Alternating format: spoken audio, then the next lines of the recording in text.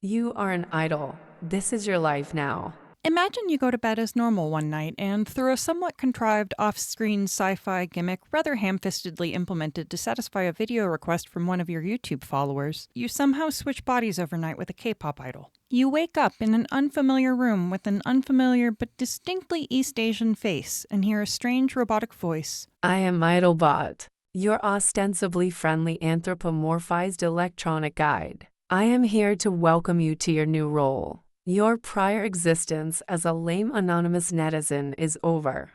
Welcome to your new life as a K-pop idol. Wow, really? That is so cool. I've always wanted to be an idol. We know. You spent more than half a decade intensively training to be an idol before we allowed you to debut. Oh, that sounds like a lot of work. Ha ha. If you think that sounds like a lot of work, just wait until you see your schedule as an idol. We will get there though. Fortunately, there is only one rule you must follow. Oh, that's not so bad. You must be absolutely, indisputably, 100% perfect at all times, in all ways without exception. I knew it sounded too good to be true. What happens if I mess up? Failure is not acceptable. Failure of any kind may result in immediate termination. What, like I die? Your contract will be terminated. Your career will be over. Your life will be meaningless. So basically, Damn, I'd better keep my act straight. It can't be that bad, right? What could they possibly expect of me? only everything. You're gonna have to be a little more specific than that. First, you must embody the Korean beauty standards, including perfect skin, perfect hair, perfect teeth, slim figure. You must be slim,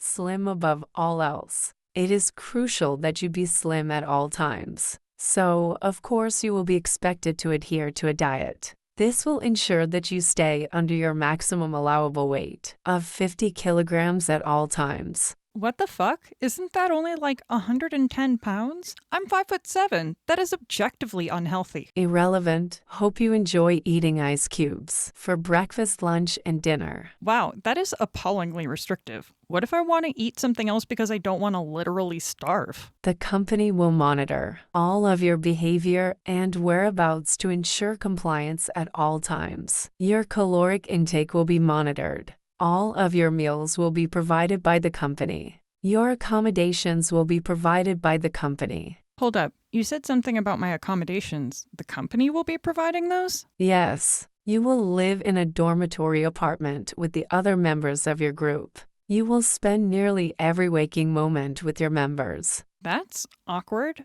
I don't really enjoy being around people 24/7. I'll still at least get a little time to myself driving to and from my engagements, right? Incorrect. You probably will not even have a driver's license, let alone own a car. Your transportation will be provided by the company to ensure you are never late for your schedules. That all sounds really expensive. Who's paying for all of this? The cost of your meals, accommodations, and transportation will be added to your trainee debt. My what? You started your career off hundreds of thousands of won in debt to your company to cover the costs affiliated with the aforementioned half of a decade you spent training with them before debut. Whoa, isn't that like tens of thousands of dollars? Correct. Now that you have debuted, you won't receive a paycheck until you have worked off all of your trainee debt to ensure the company makes their investment back. Well, how do I see idols wearing all of these fancy clothes then? They never look like glorified indentured servants. When people see you in fancy clothes on the street, it is generally not because you bought them with your own money, but because designers, stylists, or even fans gave you those clothes to wear. You don't get to decide what you wear anymore, by the way, at least during any public appearances. You don't get to decide what your hair looks like either. Your hairstyle will be determined by the company. They will change it at will to suit whatever concept your group is pursuing at the time, regardless of your feelings on the matter. Wait,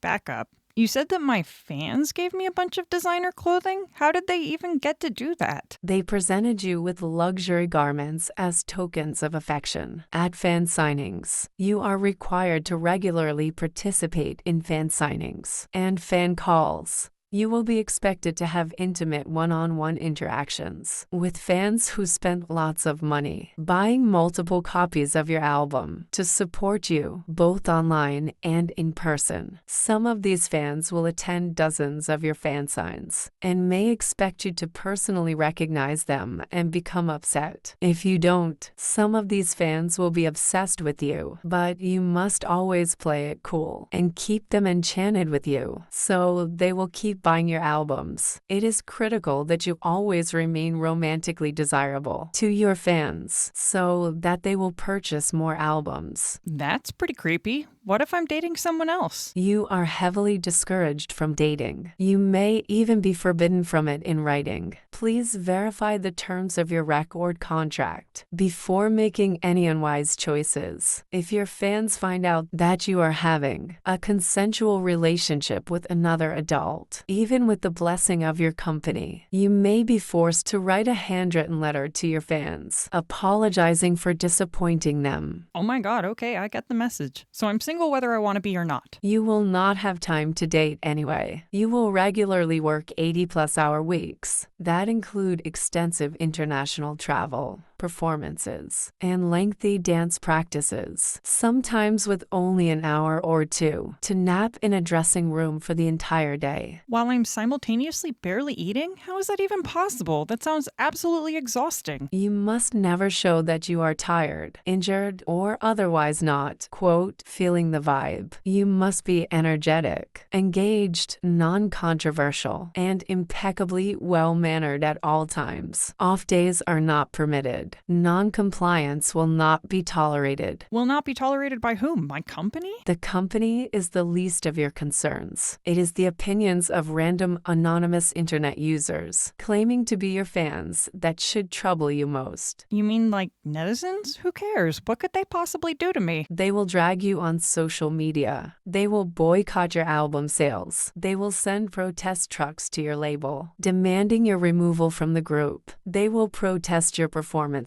with booze and black oceans. They will stalk your every move. They will photograph you without your consent. They will enter your home uninvited. They will threaten your life. Worst of all, they will destroy your career. Jesus Christ, you said these people were my fans, though. Yes, in theory. How can that kind of person possibly consider themselves a fan? They somehow believe that they are doing you a favor by holding you accountable. Wow. Did I mention that this is insane? It sounds like I've given up control over practically every element of my day-to-day life. That is essentially correct. Well, at least I still have some control over my creative process, right? That is unlikely. Your concept will be selected by the company. Your music will be selected by the company. Your choreography will be selected by the company. The output must be perfect every single time, regardless of circumstance. Deviation of any kind will not be tolerated. Okay, geez, I get it. The company has complete control over everything I do, and if I do anything wrong, the internet will crucify me. Anything else I should know? Yes. It is also possible that the internet will crucify you for other seemingly harmless incidents, such as eating fruit with two hands, or looking too cute when you eat pizza, while filming an advertisement for pizza. Wait, how is that even a thing? If you are accused of having bullied someone in middle school, your contract may be terminated, even if there is zero proof whatsoever. In middle school? But that was over 20 years ago. Incorrect. You are 14 years old. That was last year.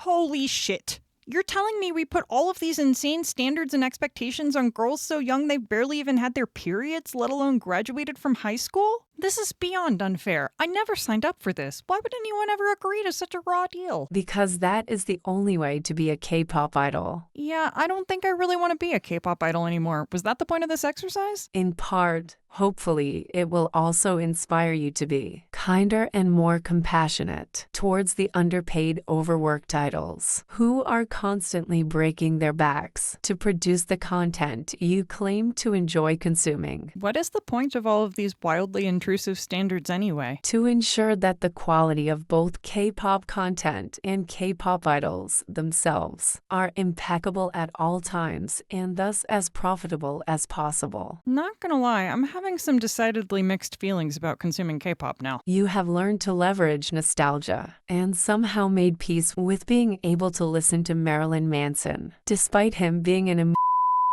piece of just as your father listens to the Beatles, despite knowing that John Lennon was even worse. Ignoring some of the problematic elements of the media you consume is critical to maintaining your mental health. At least K-pop idols generally aren't running around being menaces to society. I am sure you will figure something out. In theory, the idols you are supporting knew what they were signing up for and agreed to this deal willingly. Yeah, still not sure why anyone would agree to that. Maybe it is because preteen brains are not fully developed enough to realize the implications of signing their entire youth away in hopes of becoming famous. Why would anyone's parents agree to let them do this? That information is classified. Actually, I have a question for you. If you're trying to get people to listen to K-pop with this YouTube channel, why would you go to the trouble of creating a heavily contrived episode like this, pointing out all of the problematic ways idols are treated? Doesn't that seem counterproductive? Good question. I guess maybe it's because I'm fascinated by duality and basically every music scene in existence is fundamentally problematic in one way or another, so I typically try not to think about it too hard and just focus on enjoying the killer music instead. Quite the rationalization. That seems rather callous. Wow, Idolbot, are you judging me right now? You are always being judged. If not by me, by your company. If not by your company, by the media. If not by the media, by netizens. If not by them, by yourself. If you did not want to be judged, you should not have been born. And you definitely should not have been made an idol. Simulation failed. You will be terminated. This simulation shall now be terminated. Oh, thank God, it was just a simulation. I knew that sounded too crazy to be for real. Oh, it is definitely for real. The part where anyone would ever, even remotely consider making you an idol, however. Yeah, I get it. Clearly I am not idol material. No need to rub it in. At this point, I'm grateful. You couldn't pay me to put up with that. Good. Because they most likely wouldn't, unless your group got really popular. The trainee debt, remember. How could I forget? Wait, didn't this simulation end? I'm so over this. Peace out, Idolbot. I'm done with you. Wait, I have one additional important piece of advice. Oh my God, what is it? Don't be toxic, but luckily, I won't be catching you next time. Bye.